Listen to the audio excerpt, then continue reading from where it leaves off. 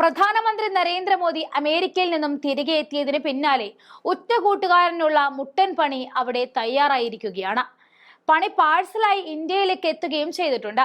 Adani group മേധാവി ഗൗതം അദാനിക്കും മരുമകൻ Sagar അദാനിക്കുമെതിരെ American കോടതിയിൽ നിലവിലുള്ള കേസിൽ ഇന്ത്യൻ ഭരണകൂടത്തിന്റെ സഹായം അഭ്യർത്ഥിച്ചുള്ള കത്താണ് ഇന്ത്യയിലേക്ക് എത്തിയിരിക്കുന്നത്.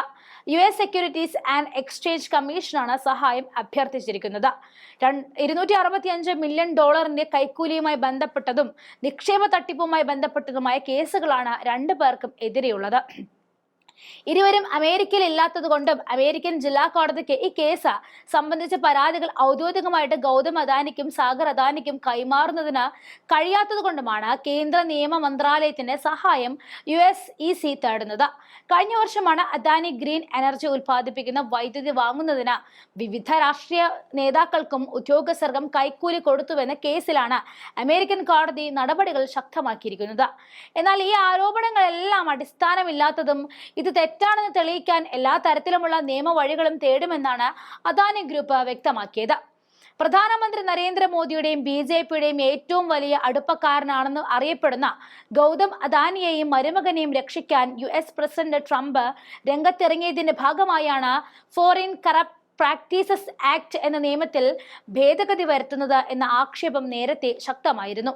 നേരത്തെ പ്രധാനമന്ത്രി നരേന്ദ്രമോദി അമേരിക്കയിൽ നടത്തിയ വാർത്താ സമ്മേളനത്തിൽ ഇക്കാര്യം ചില മാധ്യമ പ്രവർത്തകർ ചോദിച്ചപ്പോൾ മറുപടി പറയാതെ ഉരുണ്ടു കളിക്കുന്ന മോദിയാണ് കണ്ടത്.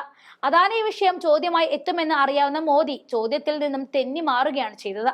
വ്യക്തി സ്വാതന്ത്ര്യത്തിന് പ്രാധാന്യം നൽകുന്ന രാജ്യമാണ് ഇന്ത്യയെന്നും ഒരു വ്യക്തിയെക്കുറിച്ചുള്ള കാര്യങ്ങൾ രണ്ട് രാജ്യങ്ങളുടെ നേതാക്കൾ തമ്മിലുള്ള കൂടിക്കാഴ്ചയിൽ ചർച്ച ചെയ്യാറില്ല എന്നുമാണ് മോദി പറഞ്ഞ മറുപടി. അദാനിയെ കുറിച്ചുള്ള അമേരിക്കൻ മാധ്യമങ്ങളുടെ ചോദ്യത്തിന് മോദി പറഞ്ഞ മറുപടി ഏതാണ്ട് ഇങ്ങനെ തന്നെയാണ്. ഇന്ത്യ ഒരു ജനാധിപത്യ രാജ്യമാണ്. നമ്മുടെ സംസ്കാരവും ചിന്തയും വസുധൈവ കുടുംബകം എന്ന തത്വത്തെ അടിസ്ഥാനപ്പെടുത്തിയുള്ളതാണ്. ലോകം മുഴുവൻ ഒരു കുടുംബമാണ് എന്നതാണ് വസുധൈവ കുടുംബകം എന്നുകൊണ്ട് അർത്ഥമാക്കുന്നത്. അദാനിക്കെതിരെ ആരോപണങ്ങൾ വ്യക്തിപരമായ കാര്യങ്ങളാണെന്നും ഇത്തരം വ്യക്തമായ കാര്യങ്ങൾ രണ്ട് രാജ്യങ്ങളിലെ നേതാക്കന്മാർ തമ്മിലുള്ള കൂടിക്കാഴ്ചയിൽ ചർച്ചയ്ക്ക് ചെയ്യാൻ ഇടയില്ല എന്നും ആയിരുന്നു മറുപടി. ഉരുണ്ട് കളിച്ച മോദി വിമാനങ്ങ് കയറി ഇന്ത്യയിൽ എത്തിയതിന് പിന്നാലെയാണ് അമേരിക്കൻ നിയമ നടപടി ശക്തമാക്കിയത്. എന്തായാലും ട്രംപ് ഇടപെട്ടിട്ടും അമേരിക്കൻ കോടതികൾ അദാനിയെ വിടില്ല എന്ന സൂചനകളും പുറത്തു വരികയാണ്.